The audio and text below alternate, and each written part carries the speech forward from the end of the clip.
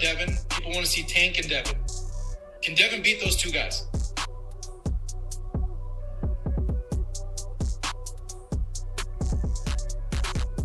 With what he has right now, no.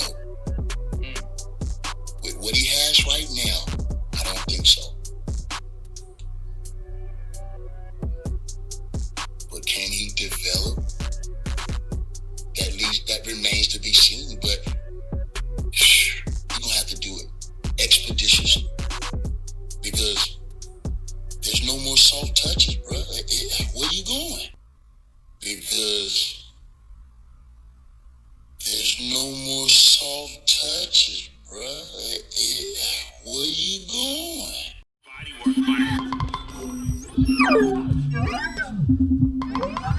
BodyWork. Welcome to BodyWork. Welcome back. It's Michael Rogers. Welcome to BodyWorkBoxing. When it comes to slogans, man, I think of so many. I think of Earl Spence and how he always say man down, and Jamel Charlo, Mr. Keep Running Your Mouth, Lions Only, Javante Tank Davis, ain't no safety on this Glock. And then I come to a young man named Devin Haney, and he has a slogan. But it seems like after the debatable decision against Lomachenko, the call out by Shakur, even Shakur going and stepping inside the ring, and Bill and Devin scattering off, and then as of late, the vocal coach Calvin calling out saying that we want Devin next, as in right now. Devin got a saying, but it seems like he's saying everything but let's fight. So I wanted to talk about it, man, and the more I look at this thing, it's almost like what I was saying earlier as far as Devin being the new Bud. You know, I look back and I see so many similarities. The undisputed at the lower weight division where you shouldn't have been campaigning, a la Bud, shouldn't have been campaigning down there. Also, you know, signing with Bob, you know, leaving Showtime, attaching yourself to Eddie Hearn and The Zone, and then going to go sign with Bob. Well, a lot of the times, the most critical fans, because it's crazy when your fans can be critical of everybody else but you. You ever notice how a lot of people, they're real critical about other fighters except for the fighter they like. They give them leeway, they give them passes. Yeah, it's kind of like that when it comes to Devin Haney, because in one instance, when Bud finally, you know, got his liberation from Bob, you can point the finger at whoever you want. Everybody was saying, man, well, what's wrong with going to go sign with Al? Why you can't go sign with Al? Oh, is it the black man? It's the black man. You go sign with the other man, but you won't go sign with the brother man and all this. And I'm seeing the same thing, because you see where Devin self-admittedly reached out to Eddie Hearn on what I believe was a clout chase for Regis Prograis, because this is like the second time Regis Prograis came up in all of this time, and we know the history of Devin. When he wants somebody, or when he wants the clout of a call out, he goes all out, and his fans, they echo those same sentiments. Well, in this case, we have evidence that he reached out to Eddie Hearn, made a call out to Eddie Hearn, and he emphasized that. Notice how I called Eddie about the fight. He didn't call me. Then he puts his foot right in his mouth when Coach Calvin, a la Zeb Brooks Media, shout out to Zeb Brooks Media, man. He do a good job with Coach Calvin, man. He's one of the more genuine people, because that's Coach Calvin and Coach Kenny and them people, man. That's Be More Strong all day. Coach Calvin calls out Devin, and you know they've been applying pressure, and Devin says something to the effect of, I'll know when I hear from Al, he knows who to call. So all of a sudden, he's taking this backseat approach. He's not grabbing the bull by the horns because, you know, of the recent fight with Lomachenko, and he didn't look the greatest. I mean, right now you got Regis Prograis coming out saying that he would actually stop Devin Haney. You couldn't even get him to not really say it. I was in the comment section trying to tell him, don't talk to Devin so aggressively, man. You might fluster him and scare him away. You gotta come at Devin a certain kind of way to get a fight. Either you gotta look like food, but if you come too aggressive and you're a real threat, he's gonna run off. He's not really gonna be confrontational like he is. He definitely ain't gonna get physical with you like he did with Lomachenko.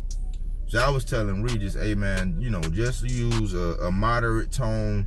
Don't speak too aggressive. You might scare Devin off. Because if that fight were to happen, I would accept that fight. I've been saying I would accept that fight because, it would be legacy, it'll be for a belt. Regis would be the best competition that he's faced in his career. Even after this Loma fight, because Loma was too undersized. He had all the advantages. I'm not gonna get off into that.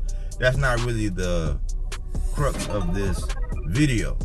But you got Regis Prograis saying that he would stop Devin. You got Frank the Ghost Martin saying that he would hurt Devin. And that speaks to that's not only the confidence that Derrick James instilled in him with a mindset to where you're always defensively responsible, but you're always in a position where you can attack. And with the skill set, everybody must be seeing something in that Lomachenko fight that makes Devin look like an easy option. I'm not saying that people weren't saying that before, because they were. But in the case of getting the big fights, the biggest fight that could be made, which is Devin and Tank, Devin is saying everything but let's fight. Now, how is it that you can make a call out to Eddie to get a fight, but then you gotta wait on Al? Do that sound familiar? Because the last person that actually mentioned Al was Bud. When it came down to making big fights, oh man, Al this, Al that. Now we got Devin following those same footsteps, talking about Al. And all I'm hearing is he's saying everything but let's fight. He won't give Loma a rematch. And I was going to say, is he Devin debatable, Haney? Because I did have him winning. He got outlanded by Lomachenko 124 to 110 in total punches landed. But it was Devin's saving grace was his body work, landing at 49 body shots to Loma's 9. That was his saving grace. Even though there were moments in time where Loma completely dominated that fight, there were moments early on where Devin came out and put in a tremendous amount of body work and slowed Loma's attack down in the earlier rounds. And I think that to Loma's detriment, him taking off the 12th round is really what sealed his fate in that fight. Had he bobbleheaded or Pez dispensered Devin's head the way he did in the 10th round, and he didn't let his foot off the gas, I believe that they would have granted Loma a victory. Again, that performance did not fare well for Devin. They had Shakur looking at him more like food, even though I believe Shakur did take his foot off his neck prematurely when I was saying, you got this man in your crosshairs. Y'all in the same division. Do not let him exit stage left. And by gosh, Shakur got out there. He did a video. No, I don't think he's ducking me, man. He got all the belts. He's the man. He's number one, all this. Then Shakur came out and put his foot in his mouth again by saying that he thinks Loma won. And then they leapfrog Loma, and he's the odd man out once again. So he's probably not even going to get his shot. And what's probably going to happen is Devin's going to move up. Those belts are going to get scattered. He's probably going to go for the winner of Josh Taylor and Teofimo Lopez. He's probably not going to fight Regis Prograis. He shows really no interest now after all these years, all this clout chasing, all this time. Now it's, I don't got to wait. What's up with all this wait? Like, you waited for Loma for 4 years. But his his fans are granting him leniency, because I even saw an example from one of his biggest fans the other day about how since Tank Davis is the A side, he has to send a contract. But in a situation where Devin Haney is the A side against Shakur, Shakur has to send a contract or reach out or do anything, or they've done everything they could do by going out. All of these limitations, there's always excuses, always some goalposts moving. I just want to know, man, Devin, are you going to live up to your slogan? Because Tank Davis is saying, we want you next. But look, this is the thing. This is the major thing I want to point out. Isn't it odd how everybody's pointing out, when you listen to the Devin fans, you know, much like the Bud fans, but when you listen to the Devin fans, you see how they harp and they hinder around one thing that somebody's saying. So because Coach Calvin came out and said that Isaac Cruz, he came out and put that name, even though Coach Kenny, he was saying Shakur, he also said a little bit of Frank Martin, but it's been Shakur over there with Coach Kenny, and lately it's been it's been Devin when it comes to Coach Calvin. And all everybody want to talk about is, oh man, he said Isaac Cruz. Like, that's what they want. Like, deep down inside, they want Tank to do that so they can get all that clout again, saying that, oh man, you had an opportunity to fight me. You chose to fight Cruz. You selected Cruz. It was supposed to be me and you. Get all that clout again, like they've been doing off of Tank's name for all these years. But I find it so odd now that they want to harp on that, and they don't want to acknowledge that Devin Haney is quieter than he's ever been. Bill Haney, quieter than he's ever been. And they saying everything but let's fight, man. I mean, sometimes, man, as much as you want your Dodge Charger, like me, I got a Dodge Charger. As much as I want my Dodge Charger to be an Audi A8, it's never going to be that. And Devin Haney is never going to be what y'all think he is. You know, you all feed this man all these glowing praises, masterclass. That was a debatable fight against Loma. He also said he was going to retire Lomachenko, which he actually revitalized Lomachenko. Got his name ringing in lights, ringing in bells because of the performance he was able to put on Devin Haney. Much like when he said he was going to beat Gamboa worse than he's ever done before, coming off of a knockout stoppage loss to Tank Davis a fight prior, and that didn't happen where Gamboa was able to go out to the club. It's just, somebody got to be the voice of reason. This is the Pulse of Boxing. Somebody got to actually state what they're actually seeing. I even seen a Devin Haney. I mean, this guy has the jumbo knee pads, the Kevlar cap, 1,000 thread count cushions in those knee pads with the adjustable elastic, knee straps. He came out and said people who watched the Devin and Lomachenko fight didn't even know what they were watching.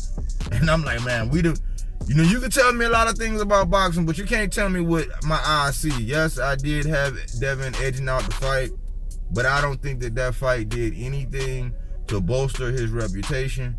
I think that fight actually hurt him because of all of the over-embellishing. All of the extra things that he was saying. He was going to retire Loma. He didn't retire Loma. He was going to beat Gamboa worse than he's ever been beat before. He didn't do that. So now we're starting to see what Devin Haney is. Devin double standards Haney. Devin debatable Haney. Devin, I'll say everything but let's fight when it comes down to Shakur, a rematch with Loma, or a fight with Tank. What do you think? It is what it is. I try to keep everything straight down the middle, cut and dry. I'm not showing any favoritism. This is just good dialogue, but I would love to get your comments. Anyways, thanks for the growth, man. I get, my subscribers don't come because I build my channel brick by brick. I believe that silence is consent. I'm not out for salaciousness. I'm not going to be doing videos every 5 minutes just updating you about this boxer just took a shit, this boxer just tweeted this. I'm not going to do all that. I'm about the culture of boxing, and this is the Pulse of Boxing. Thanks for tuning in here at BodyWorkBoxing, where we don't take things for face value. We do that body work.